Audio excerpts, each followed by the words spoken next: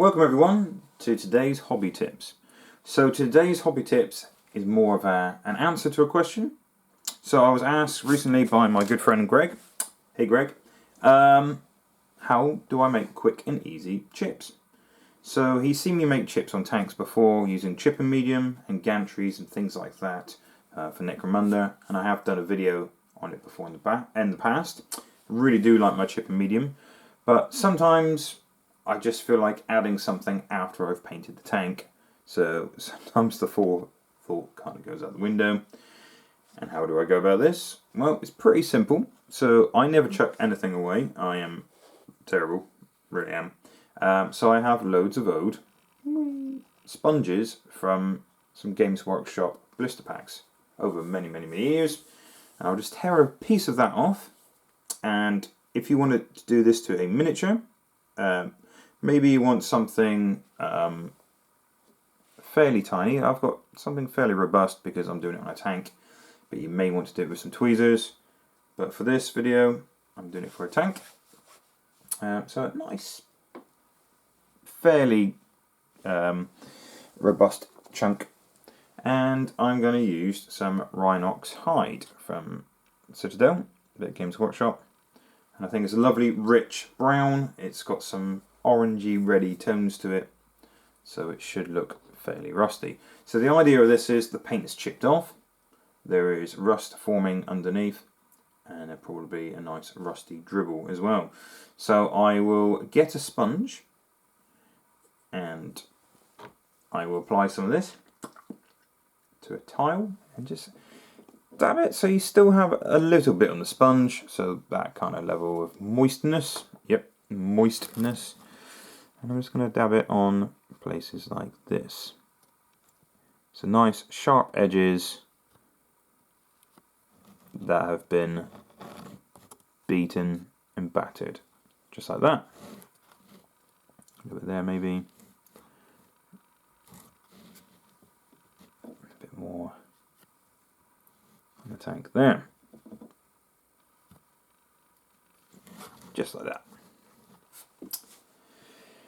Next, whatever you are painting, this is an off-white tank, so the edge highlight should be a nice, brilliant white, and that is what we're going to be using to paint underneath the chip to give it a 3D level of effect, so that the paint that has been chipped has a level of thickness.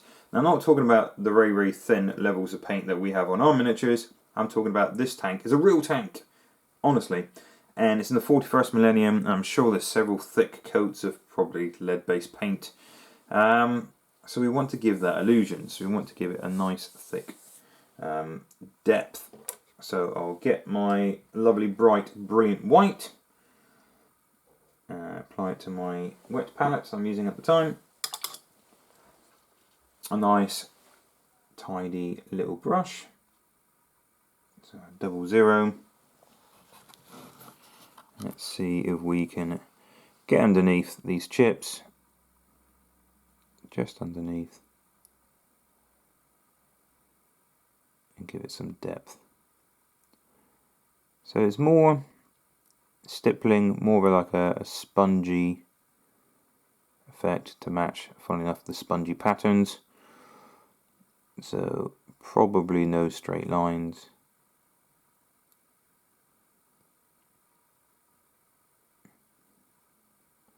You can always add as much as you want to this.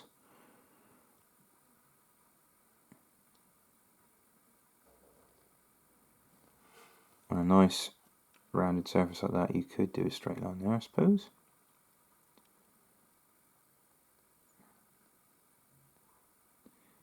Notice it does look more like stippling. So that brilliant white there should be showing up fairly well on a camera. See if I can get this light to really pop. How's that? Is it focusing quite well? So there we go.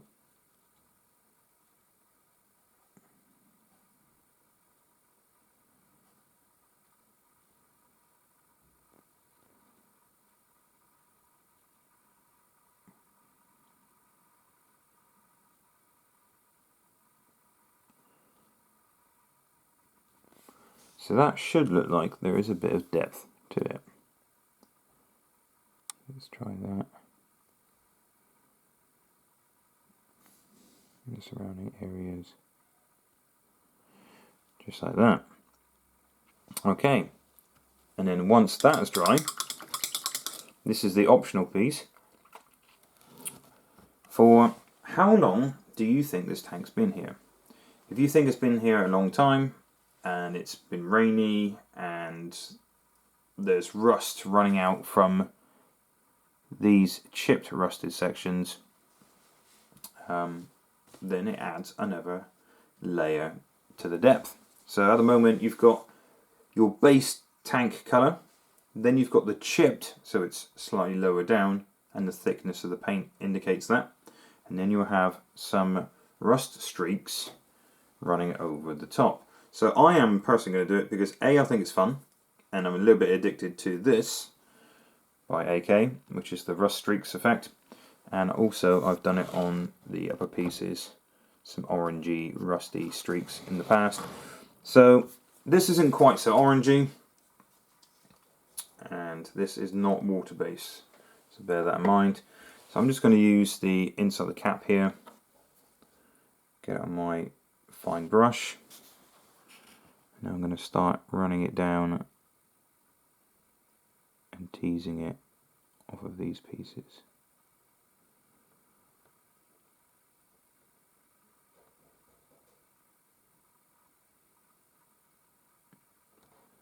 Just like that. And this stuff really is a lot of fun. You can get an earbud or a Q-tip if you were in the States, and just get it a little bit damp and start dragging it. As it does dry quite fast, just put a little bit in there, just a little bit like that. So yeah, with a little bit of tiny bit of white spirit, you can start manipulating and teasing it, and make it look like the water's, like the rusty water has really started running down. So I'm just going to see if I can tease that a little bit. Add a little bit.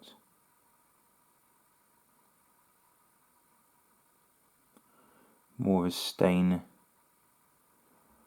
than a streak.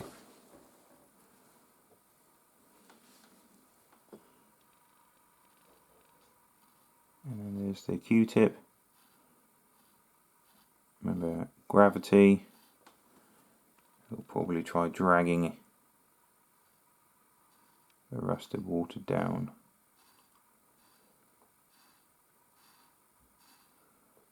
So just like that. You can really manipulate this stuff and tease it. I think I'm going to make one of those a little bit stronger. You can always go back to this chipper medium as well. It's fantastic stuff.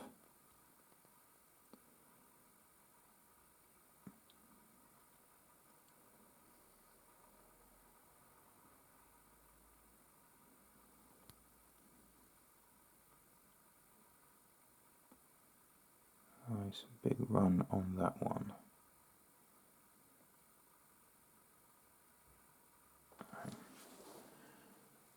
A little bit of white spirit. Start dragging it down.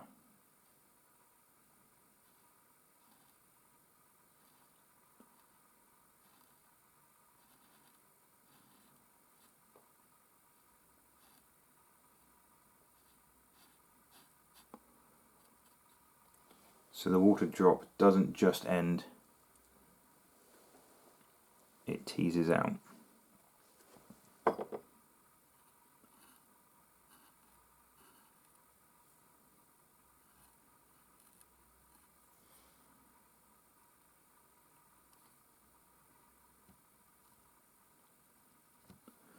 Just like that. So that's how I make my quick and easy rust streaks. You can really go to town on these tanks, especially a nice light tank like this particular tank that's crashed. It's a White Scars tank. So light colours, whites, creams. And that's why you see probably a lot of Death Guard vehicles. Death Guard, especially for the 30k, the Horus Heresy, are fantastic to apply. So many rust streaks and start teasing, manipulating. Just rusty streaks, dirty streaks, grime, really are fantastic. But don't be afraid to really start playing with this stuff. Really do recommend the rust streaks from AKA Interactive, and pick whatever browny, rusty initial chipping colour you like, but I really rate this stuff. I think it's fantastic. Okay, thank you for watching this very small video. Hope it helps, especially you, Greg. Does this answer all your questions? Not all your questions, just about chipping. Stay safe, you wonderful, wonderful people.